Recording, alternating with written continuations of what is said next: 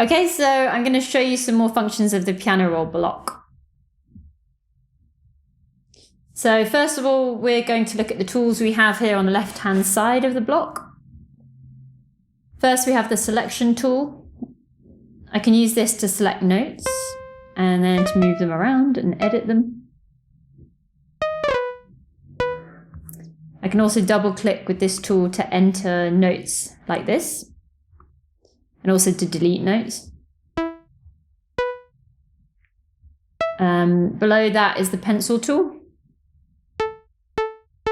With the pencil tool, it's easier to enter notes. You can just click anywhere with it to create a new note. It's really good for creating patterns quickly.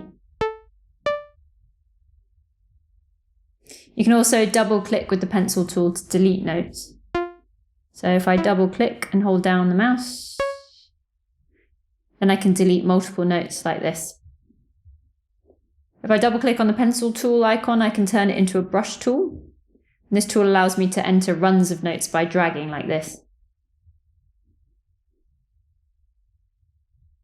If I want to draw in notes on a specific grid, I can use the quantize knob to define the grid for painting.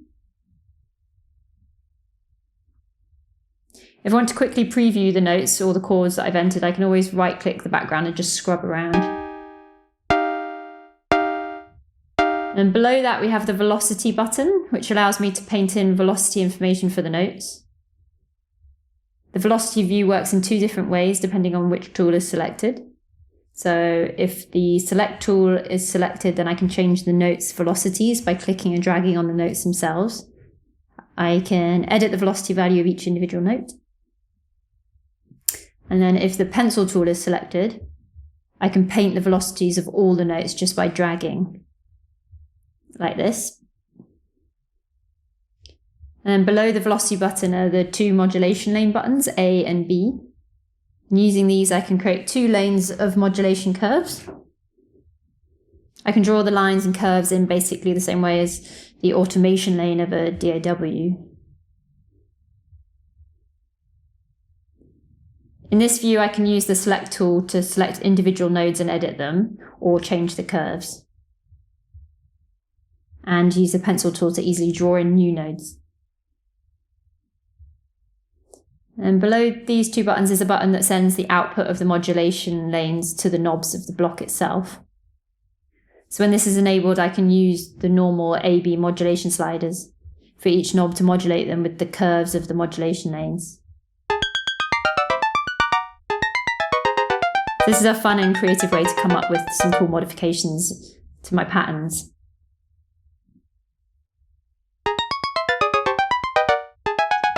So moving on, below that we have the copy and paste buttons, which I described briefly in the last video. And I can use these to copy and paste notes, automation nodes, or even entire patterns. So for example, I can create a little block of some modulation here. I can then select the nodes,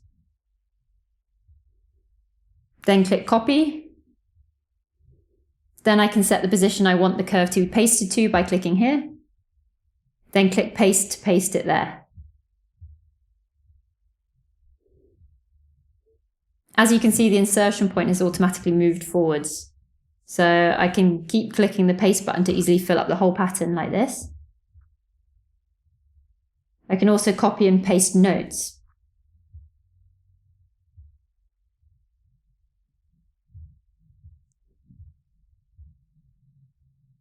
And one cool trick is if I copy a group of notes, then I can quickly paste that group at any position by simply double clicking into my pattern like this. Below the copy and paste button is the erase button. If I click on that, it'll erase all the notes or all the modulation nodes of the current pattern. And if I right click on it, it will erase all the patterns and initialize the entire block. Okay, so right at the bottom here is the audition button. So when I'm entering notes, I can hear the notes as I enter them or edit them. And then if I switch that off, then I can do the edits in silence.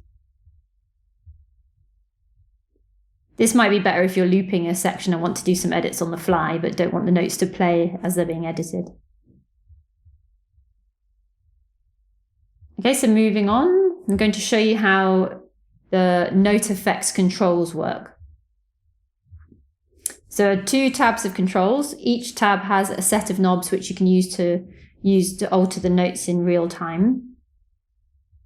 I'm not going to explain each knob right now, but you can figure out what they do just by having a play around with them. The first tab has some basic controls for changing pitch and stretching the notes around. And the second tab has more specialized controls like jitter, which you can use to randomly alter the notes. Or the scale button here, that will snap the notes in the sequence in real time to a particular scale. All of these knobs can be modulated from other blocks, for example, from an LFO block, or you can just use them to experiment and find some cool variations of your patterns. And if you find something that you like by moving the knobs, you can make these changes permanent by clicking on the print effects button here. The effect of knobs is temporary, so this button permanently applies the effects to the pattern and then resets all the knobs back to their default positions. So I can make some more changes. And then click the print effects button to apply these edits permanently to the notes. The button to the right of that one simply resets all the knobs to their default position and removes all the effects. Above this button is the selected only button. This is a very useful function that allows you to only modify the notes that are selected. It's pretty easy to use. You just select a group of notes and then turn some knobs. And as you can see, only the selected notes are changing. I can then apply these changes permanently with the print effects button and then modify another group of notes like this.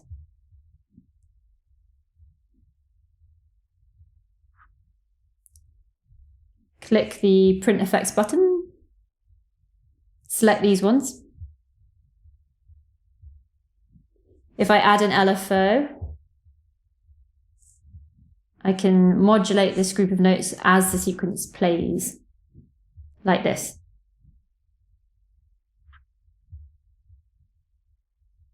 Lastly, there are 2 buttons that enable snapping of the notes to a grid as they're being edited. By default, they're both enabled.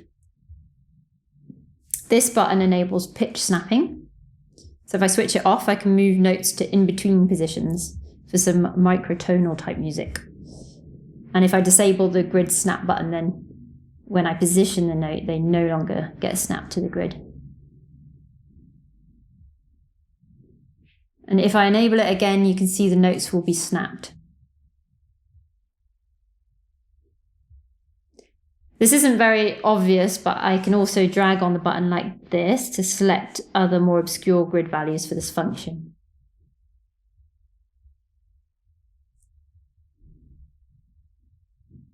Okay. Well, that's a little more of an in-depth video showing you some of the more advanced functions of the piano roll block. And we'll do another video soon that will go a little deeper and show you how you can use the input ports over here to automatically enter note patterns using oscillators, for example. And we'll go over some of the more advanced functions found on the setting page as well. All right, thank you for watching.